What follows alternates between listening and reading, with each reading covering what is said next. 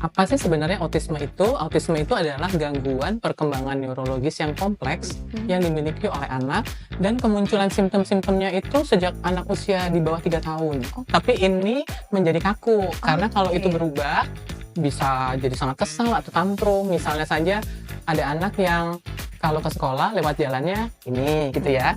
Suatu hari jalannya macet, mungkin orang tuanya cari jalan lain. Itu bisa marahnya luar biasa. Jadi kegiatan-kegiatan sangat sangat menarik. Di situ anak dilatih untuk mendapatkan stimulus yang tadinya mungkin dihindari, tapi lama-lama dia terbiasa. Kalau anak yang terlambat bicara, dia ngerti aturan-aturan sosial, bisa ngobrol, bermain dengan teman-temannya walaupun dia belum bicara ya. Tapi kalau anak dengan ASD itu mereka nggak ngerti tuh aturan-aturan yang ada di kelompok bermainnya seperti apa. Jadi biasanya dia di luar kelompoknya menyendiri seperti itu.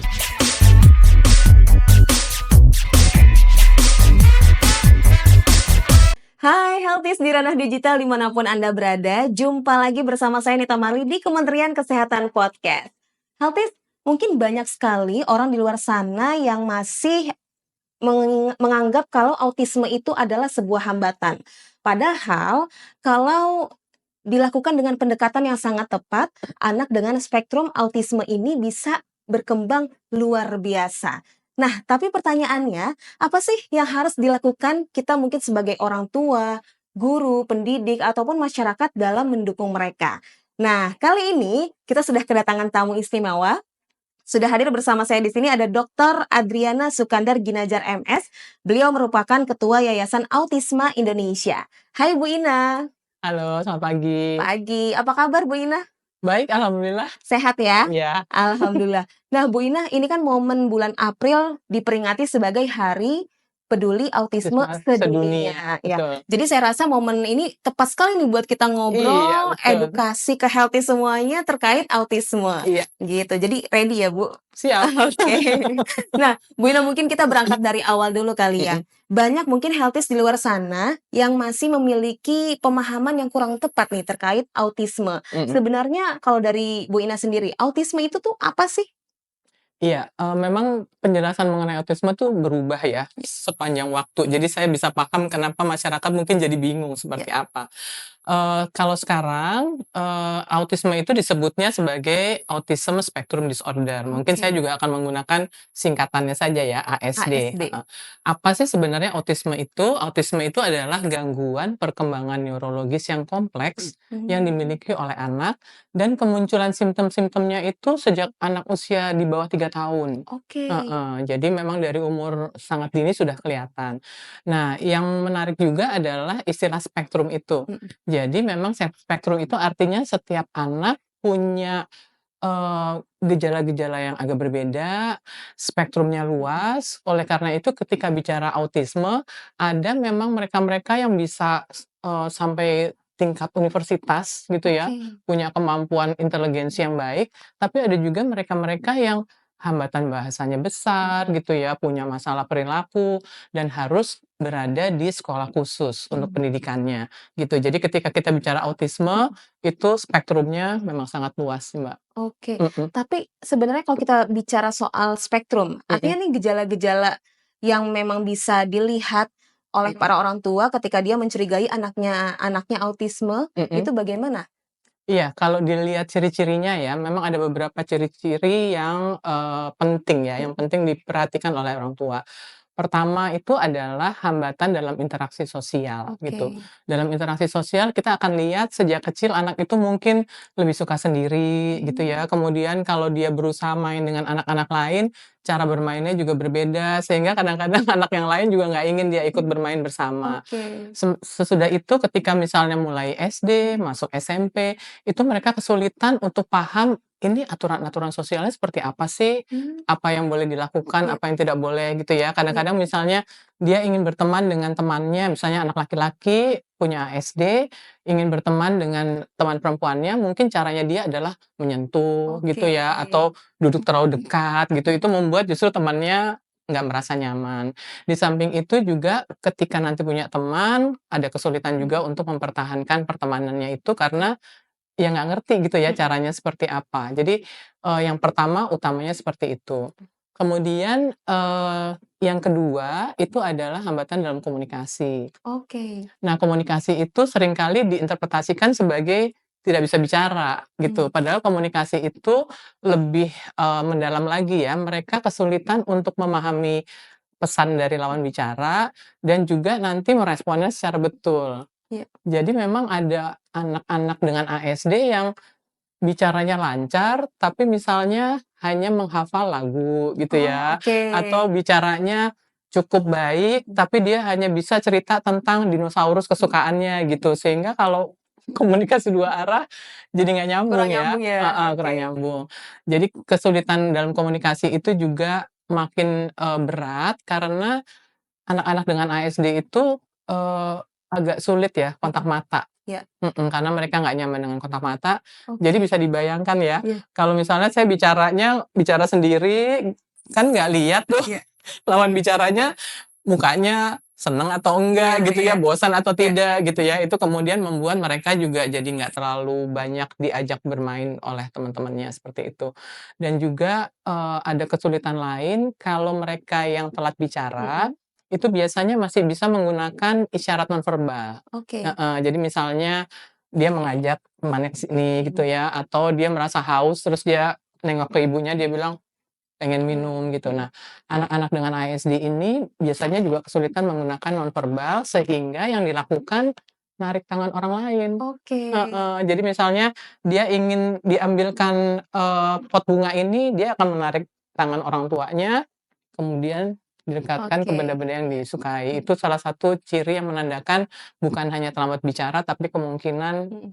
punya gangguan ASD. Oke. Nah, ini menarik. Tadi Mhm Bu Ina menyebutnya anak dengan ASD, berarti mhm. kita sebutnya seperti itu ya, anak dengan Boleh. ASD, seperti itu? Sebenarnya banyak sekali kalau di Indonesia seringkali disebutnya penyandang autisme ya. Oke. Heeh, tapi karena saya ingin menekankan juga Mhm pada spektrumnya, jadi saya mhm lebih suka menggunakan istilah ASD, mhm. iya. Berarti kalau saya boleh, tarik sedikit, Mhm gejalanya itu bisa kita lihat dari bagaimana mereka berinteraksi sosialnya, mhm, kemudian komunikasinya juga ada keterlambatan atau terhambat, iya, seperti itu? itu yang 2 ya. Masih Oke. ada 2 lagi, yang ketiga itu adalah mereka ini biasanya minatnya sempit. Heeh, Oke. tadi yang saya sampaikan itu Mhm. ya. Jadi kalau misalnya sejak kecil sangat suka membaca tentang Perang Dunia Kedua, ada tuh yang seperti itu ya. Berat banget nih kayaknya ya? Jadi teman-temannya masih bicara hal-hal Iya iya. sederhana, mainan apa, dia sudah sukanya misalnya Perang Dunia Iya. Kedua gitu, atau misalnya ada anak perempuan yang ketika datang terapi ke tempat saya itu selalu pakai baju yang ala princess Mhm gitu ya, yang dibicarakan juga itu gitu. Jadi, hal-hal seperti itu membuat mereka juga sulit untuk beradaptasi dengan lingkungannya. Di samping itu mereka juga punya ritual. Oke. Heeh, ritualnya itu misalnya bangun harus jam, 6 pagi misalnya Iya. ya, jam 6.30 harus masuk kamar mandi, Mhm jam 7 sudah harus di mobil, jam 7.30 sampai di sekolah mhm. misalnya ya, nanti pulang jam berapa, dan di rumah juga ada aturan yang ketat, bahkan ada yang kalau bawa makanan tempatnya harus sama, Oh, makanannya iya juga iya. harus diatur secara Oke. rapi Ada gitu ya, repetisi gitu ya, ada repetisi, pengulangan-pengulangan heeh. dari perilaku Perilaku, perilaku. iya. Sebenarnya sih bagus ya, kita juga pasti punya ya, Betul. kebiasaan-kebiasaan tertentu, tapi ini menjadi kaku. Karena kalau itu Oke. berubah, bisa jadi sangat kesal atau tantrum. Misalnya saja ada anak yang kalau ke sekolah lewat jalannya ini, gitu ya. Mhm Suatu hari jalannya macet, mhm. mungkin orang tuanya cari jalan Iya. lain, itu bisa marahnya luar biasa. Oke. Heeh, jadi ada rutinitas-rutinitas yang sangat kaku yang membuat mereka itu sangat sulit bila ada perubahan. Mmm, Jadi misalnya nanti naik kelas, gurunya mhm berubah, atau misalnya setiap hari apa dia les berenang, tapi ketika gurunya sakit mhm. nggak jadi les berenang, itu jadi Oke. bisa jadi masalah ya. Marah. Mhm. Kemudian yang keempat adalah masalah sensori. Nah, ini Mhm memang baru disadari akhir-akhir ini bahwa masalah sensori itulah juga yang menyebabkan hambatan dalam komunikasi dan dalam interaksi sosial. Masalah sensorinya kompleks juga ya, iya. saya bukan ahlinya, tapi Mhm. kalau mau dilihat, ada yang hipersensitif, ada yang Oke. hiposensitif. Mhm Hipersensitif itu banyak di antara mereka yang sangat terganggu dengan suara-suara. Jadi mhm. kalau diajak ke acara pernikahan misalnya, itu kan ada gamelannya, ada Iya iya, lagunya, kaget ada gitu ya? semua orang gitu ya, mereka seringkali jadi kewalahan dan, tantrum misalnya Mhm. gitu. Ada kalau yang hiposensitif mereka sangat suka pada, stimulus-stimulus yang intens. Iya. Misalnya sangat suka dipeluk dengan erat Oke. gitu ya, atau dia, barang-barang itu dicium atau gigit-gigit gitu. Jadi kayak butuh Iya. stimulasi, terus-menerus dibanding mereka yang kalau hipersensitif, stimulasi yang sederhana aja Mhm. bikin mereka kewalahan. Oke. Kalau hiposensitif kayak butuh stimulasi Oke, terus-menerus, mhm. kewalahan untuk menangani emosinya sendiri gitu ya? Iya, jadi biasanya mereka itu memang ketika stimulusnya terlalu banyak, itu sebenarnya saya juga suka mengalami sih Iya. ya, di tempat yang terlalu ramai, Mhm. orangnya crowded itu jadi kayak sesak napas Iya. kalau mereka karena nggak bisa mengkomunikasikan dan tidak tahu bagaimana Mhm. mengatasinya, jadi tantrum. Kebanyakan Tantrum. seperti itu. Jadi orang tua memang perlu melihat anaknya kira-kira kondisinya seperti Mhm. apa, Mhm. di tempat ini bisa berapa lama gitu Iya ya, itu iya. yang perlu diperhatikan orang tua juga. Oke, itu gejala-gejala tadi yang sudah disebutkan oleh Bu Iya Ina. iya. Nah, mungkin kita juga penasaran, red flag gejalanya itu paling dini yang bisa Mhm kita lihat, mungkin para orang tua di luar sana, "Wah, mhm sepertinya nih anak saya, dengan ASD." mhm. Itu kira-kira di usia berapa sih biasanya, Bu? Iya, jadi sebenarnya kalau dari, diagnosis Mhm ya, mhm diagnosis itu kan biasanya ditetapkannya memang kalau bisa, mhm lebih awal mhm supaya penanganannya juga lebih baik ya. Sebenarnya sudah bisa dideteksi kalau gejalanya memang sudah muncul itu di usia, mhm 18 bulan, jadi mhm. 1,5 tahun. Oke, Mhm. iya. Ada alat-alat asesmen khusus yang digunakan, yang sekarang juga bisa dilakukannya dengan orang yang memang sudah terlatih Mhm ya. mhm. Tapi kalau di Indonesia itu sebenarnya ada semacam checklist yang Oke. sudah digunakan juga di puskesmas yang saya Mhm dengar, itu namanya MCHAT. Heeh, mhm. MCHAT itu adalah singkatan dari Modified Checklist for Autism in Toddler, jadi pada Oke. anak-anak yang lebih muda ya. Mhm. Nah itu modelnya iya dan tidak aja, ada beberapa pertanyaan sekitar 20-an gitu. Nah kemudian itu diisi oleh orang tua Mhm. dengan memang orang tua yang paham betul ya anaknya Iya seperti iya. apa.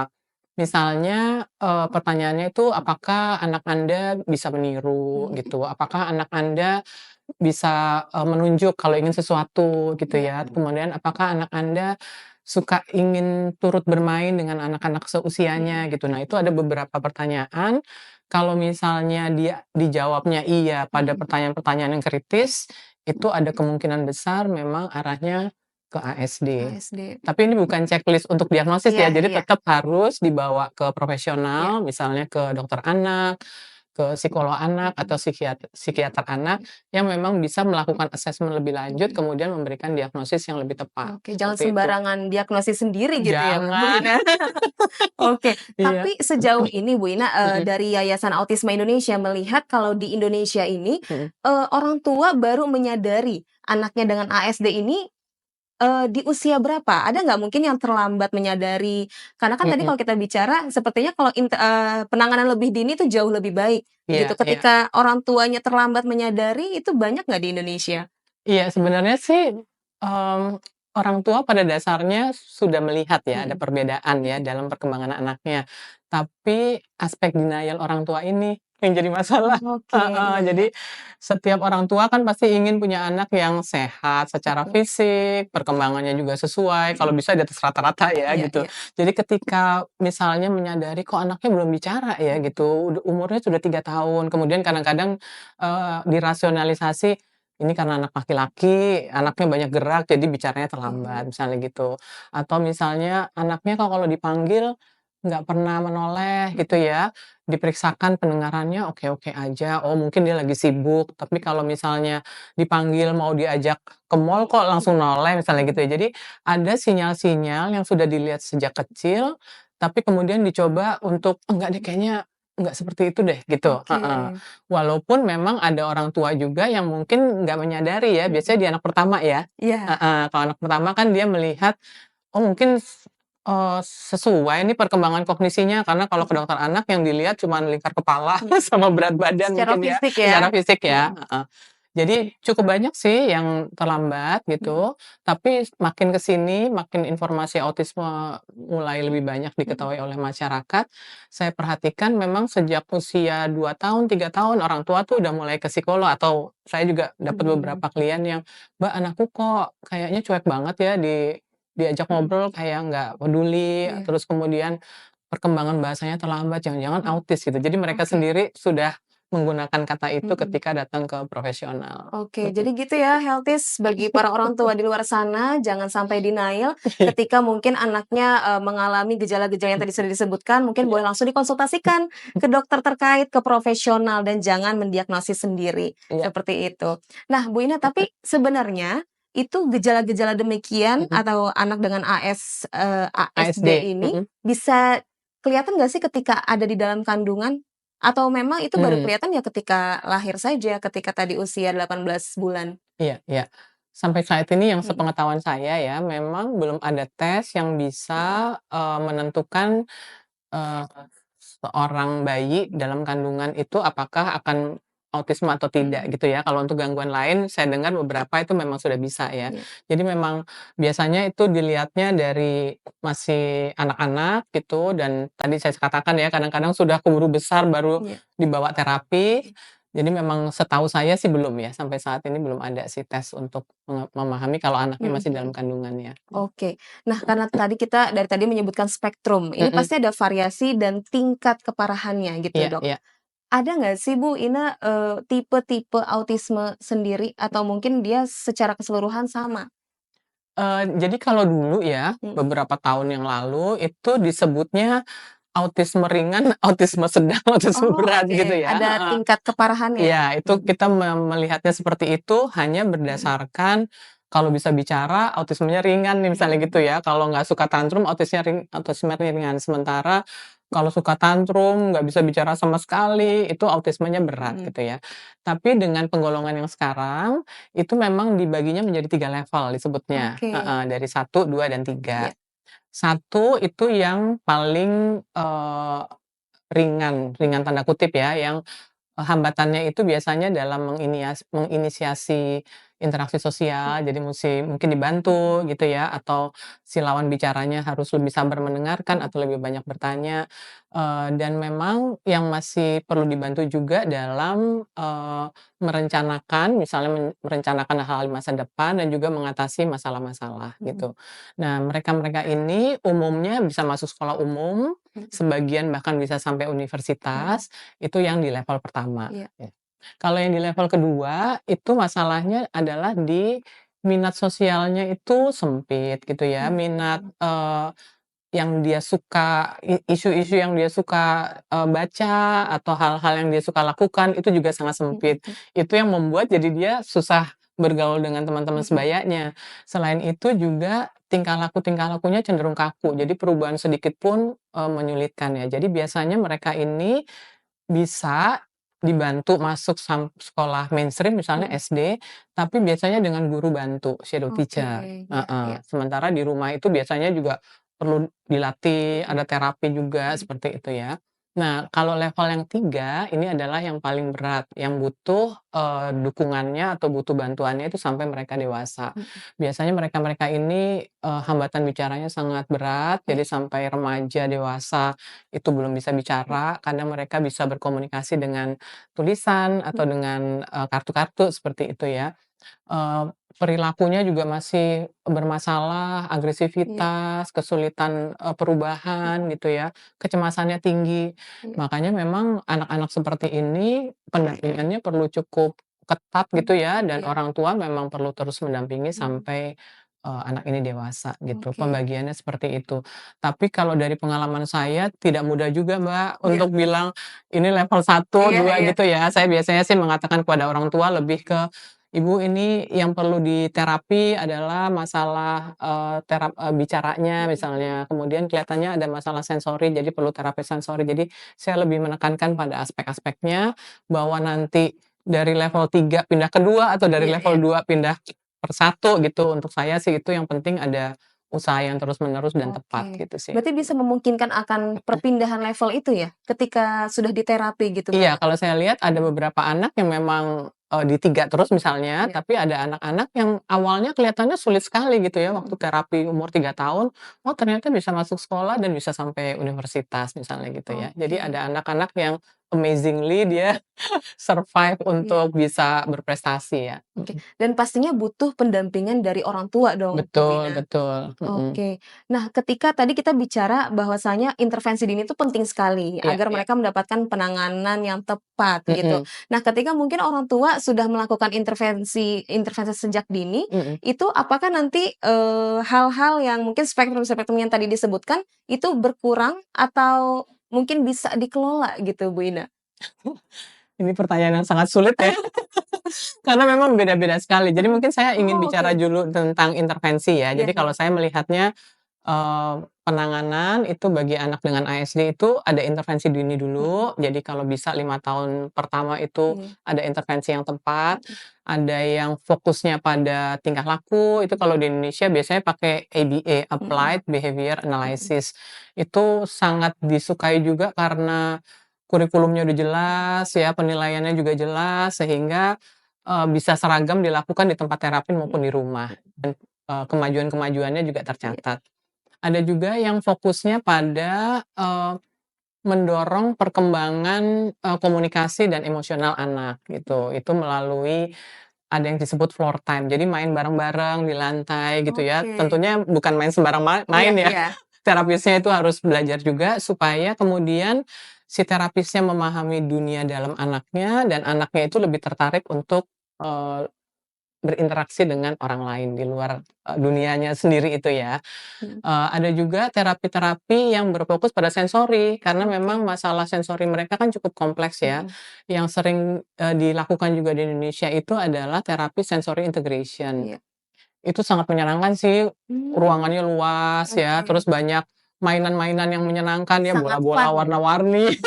Iya, ada Sangat fun. ayunan heeh, Mhm. gitu ya. Kemudian ada bantal-bantal besar yang nanti bisa di apa, Mhm. taruh di atas anak gitu. Jadi kegiatan-kegiatannya sangat sangat Iya menarik. iya. Di situ anak dilatih untuk mendapatkan stimulus yang tadinya mungkin dihindari, Mhm. tapi lama-lama dia terbiasa. Heeh, Oke. sehingga masalah sensorinya menjadi lebih sedikit ya. Minim. Nah, baru-baru ini juga saya, membimbing ada tesis tentang terapi musik yang sudah Iya. banyak dilakukan juga di Indonesia.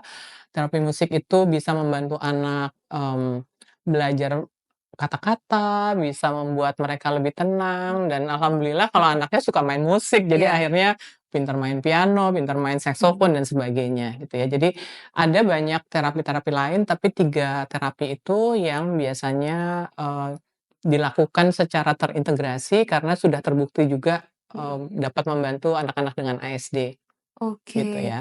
Nah, sesudah itu kan nanti pindah ke pendidikan nih Iya. heeh, pendidikannya juga saya baginya 3 aja ya, Mhm. ada yang memang harus di sekolah khusus yang Mhm. tadi level Iya. 3 Mhm. heeh, ada yang sekolah, mainstreaming gitu Mhm. ya, ada juga yang pernah masuk sekolah mainstream kemudian pindah ke Eee, homeschooling ada Iya. juga, karena Mhm. mungkin ada bullying dan sebagainya, Mhm. seperti itu. Nah, sekarang di Indonesia itu yang sangat banyak sekolah inklusi, Oke. heeh, jadi pemerintah memang sudah meminta setiap sekolah itu untuk bisa menerima anak-anak atau murid-murid dengan Mhm. disabilitas. Nah, sekarang sudah banyak, tapi kalau saya perhatikan dari cerita orang tua juga, memang guru-gurunya dan fasilitasnya itu Mhm. masih perlu terus ditingkatkan Iya. ya, supaya Mhm. bisa membantu anak-anak dengan ASD ini Mhm. berkembang secara optimal, seperti Oke, itu. itu sama seperti sekolah umum nggak sih, Bu Ina? Iya, Atau jadi beda?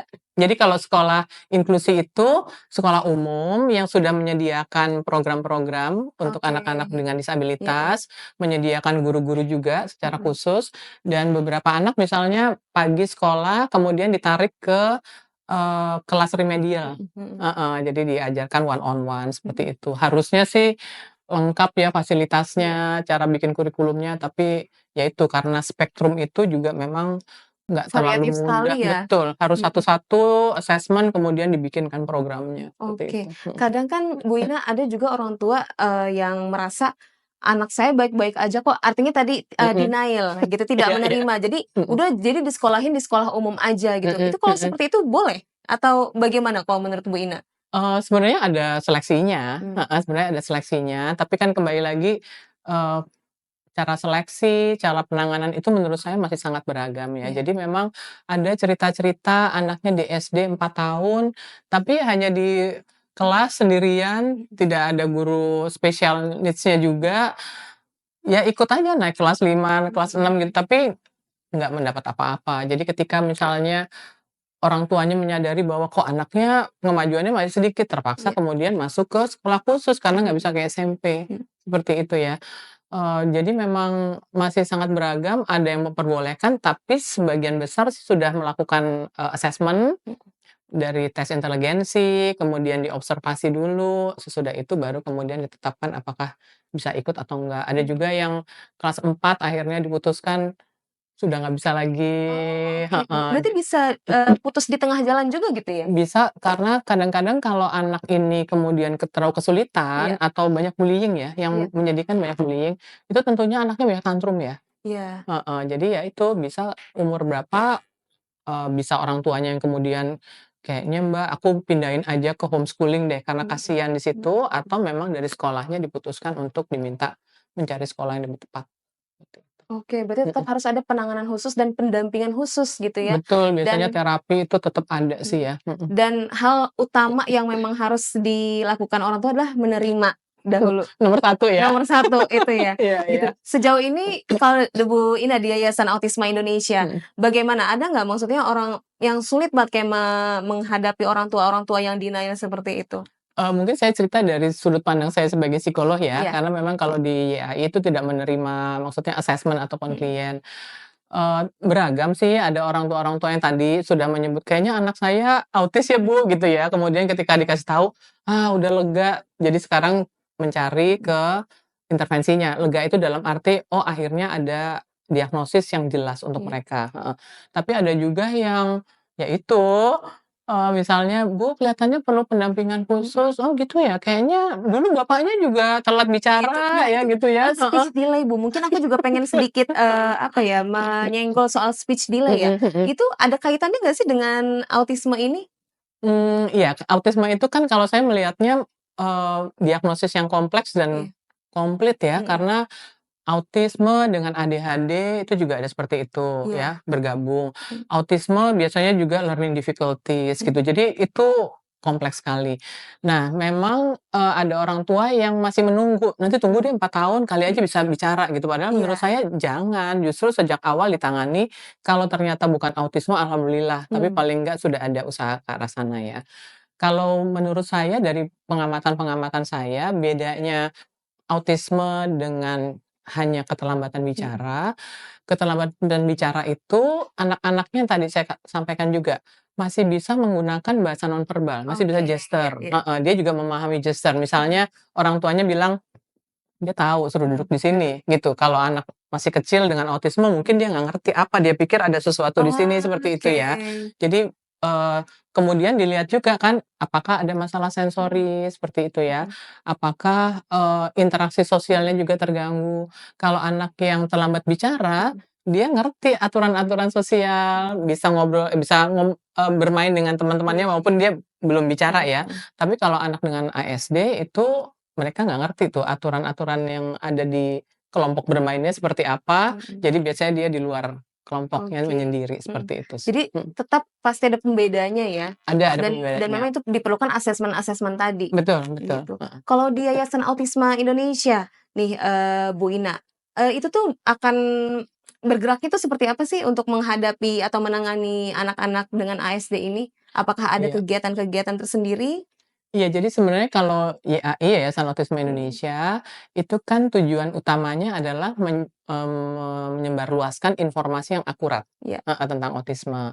Kemudian itu tentunya bisa melalui IG, melalui Mhm. website ya, dan kami dulu itu karena memang, lembaga pertama ya, Iya. lembaga yang menangani autisme itu banyak sekali melakukan, seminar, workshop, Mhm. bahkan diundang ke luar kota Kayak gini gitu juga ya. termasuk ya, Bu Ina? Ya. Apalagi kalau bulan April misalnya. Nah. Terus kami juga, apa namanya, awareness-nya melalui melalui Walk for Autism misalnya Mhm seperti mhm. itu. Di samping itu kami juga mendukung pelaksanaan kebijakan dari pemerintah. Iya Nah, dulu sering kali tuh diundang Kemenkes iya. ya kalau ada kebijakan, kita ikut juga baca rancangannya seperti apa, kita memberikan masukan. Kemendikbud, tenaga kerja, Kementerian Sosial gitu. Jadi kami ikut mendukung di sana juga. Kemudian sekarang memang, YAI itu adalah bagian dari ASEAN Mhm Autism Network yang regional ya, mhm salah mhm. satu anggota dari 10 anggota di ASEAN. Jadi Oke. kita levelnya naik ke Wih, regional, seperti itu keren ya, lumayan lah ya, keren. gitu ya. Berkah dan bermanfaat. Iya iya. Jadi memang, kami memang kekurangannya kita tidak punya sekolah, tidak Mhm. punya, tempat terapi gitu ya, tapi lebih ke advokasi dan sekarang memang di tahun ini, ya itu sedang gencar-gencarnya untuk, mempromosikan individu autisme yang bisa produktif. Oh, oke. Jadi kan ada yang Iya bekerja di iya. kantor, ada yang punya usaha Tetap sendiri, bisa ada ya yang Bu Ina, pintar. tetap bisa dengan maksudnya anak dengan ASD itu bisa berkehidupan normal seperti orang-orang lainnya? Mungkin saya nggak menyebutnya normal ya, artinya mereka bisa berkarya Iya, tentunya dengan bantuan ya. mhm. Jadi, ada yang bisa bekerja tentunya harus dibantu juga oleh pihak Oke. perusahaannya, disediakan misalnya supervisor, Mhm. terus kemudian tugas-tugasnya juga dibikin sangat jelas dan sederhana, Iya seperti itu iya. ya. Dan cukup banyak juga sekarang orang tua yang membuka usaha untuk Iya. anaknya. Misalnya ada teman saya yang mengajarkan anaknya untuk menimbang kopi, mengantar ke satu, tempat, kafe-kafe lah gitu ya, Mhm. sehingga ada kegiatan. Ada juga yang mungkin, peternakan, ada juga yang menjahit gitu, main musik dan Iya sebagainya, heeh. Jadi sampai saat ini memang orang tua itu yang harus kerja keras ya, iya, menjadi garda karena terdepan anaknya. iya, karena kan memang, dari pemerintah, pendidikannya pendidikan inklusi itu sudah ya, Mhm. tapi untuk yang dewasa itu masih belum ada banyak, turun tangan ya dari perusahaan maupun dari pemerintah. Itu yang sebenarnya kami sangat mengharapkan ada peningkatan di hal itu ya. Mhm. Oke, jadi seperti yang tadi saya bilang di awal, Mhm. anak dengan ASD itu tetap bisa produktif, bahkan Bisa bisa bisa. berkembang jauh lebih baik. Iya, artinya ya itu ada beberapa hal yang harus dipenuhi ya, Betul karena betul, ya nggak harus bisa ada yang langsung dukungan. kayak, "Wah, sepertinya anak saya nih dengan ASD," tiba-tiba langsung dikasih pelatihan ini itu. Iya Tetap harus iya. ada asesmen yang harus dipenuhi. Iya, jadi, karena ini masalah yang kompleks, Mhm. memang tidak bisa orang tua hanya mencari tempat terapi, menaruh anaknya di situ, kemudian berharap semuanya beres. Mhm. Heeh, karena apa? Terapi itu diajarkan, orang tua harus Mhm. menerapkan, gitu kan ya. Iya. Terapi itu, misalnya belajar bina diri, Mhm. toilet training, berpakaian, ya sebagian besar waktunya harus juga diulang di rumah, Iya jadi nggak iya. bisa hanya di situ, Mhm. heeh. Itulah tugas orang tua dan memang saya tahu banyak sekali, ibu-ibu atau sebagian ayah-ayah itu yang benar-benar full ya, Mhm.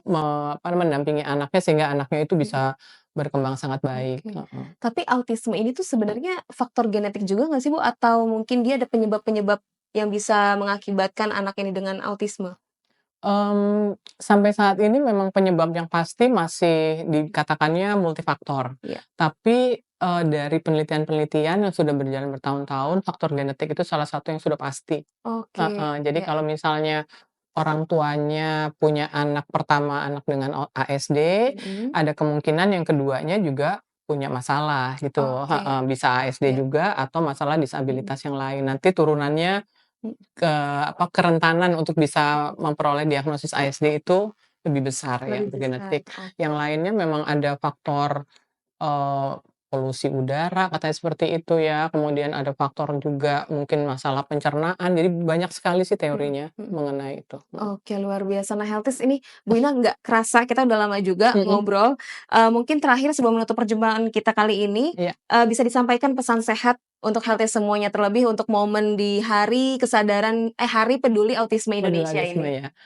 Iya mungkin untuk para orang tua, karena saya juga orang tua ya, anak saya sekarang sudah dewasa.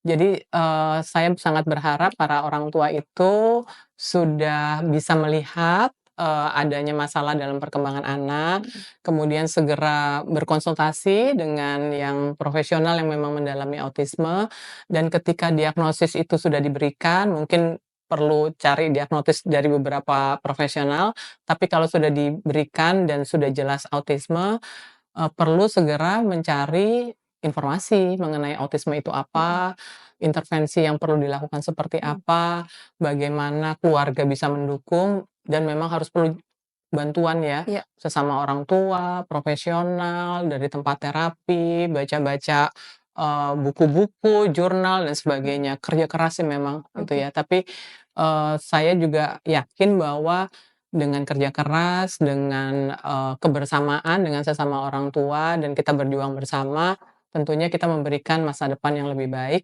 untuk anak-anak kita dengan ASD. Pastinya, kita berharap Nah seperti itu itu, ya. betul. Setelah podcast ini Bu Ina hadir di sini, semoga makin banyak sekali healthies di luar sana yang sudah paham terkait Amin, ya, autisme amin amin. ini Iya. dan lebih bisa memahami. Iya. Terlebih dari orang tua bisa tadi intervensi dini, Iya, seperti itu betul, ya. iya. Bu Ina terima kasih Terima banyak. kasih Saya banyak, sebenarnya saya masih juga banyak terima pertanyaan kasih. yang mau saya sampaikan, tapi waktunya ini sangat Waktunya sudah terbatas, habis, iya gitu iya. ya. Jadi Terima semoga bisa kasih jumpa di lain banyak. kesempatan. Iya. Bu Ina terima kasih, Makasih. semoga selalu sehat dan sukses terus untuk Yayasan Autisme Iya. Indonesia pastinya ya. Terima kasih Dan untuk banyak. healthies semuanya, seperti biasa jangan lupa subscribe YouTube Kementerian Kesehatan Republik Indonesia. Dan kalau kamu mau tahu atau menjadi orang yang pertama yang tahu episode apa selanjutnya dari Kementerian Kesehatan Podcast, tekan loncengnya ya supaya nggak ketinggalan. Dan buat healthies yang mau tahu informasi tanpa hoax dan valid seputar kesehatan, cek di sehatnegeriku.kemkes.go.id. Kalau gitu, saya Nita Marli dan juga Bu Ina dari Ketua Yayasan Autisme Autisme Indonesia. Indonesia pamit undur diri. Wassalamualaikum warahmatullahi wabarakatuh. Sampai jumpa dan salam sehat. Bye.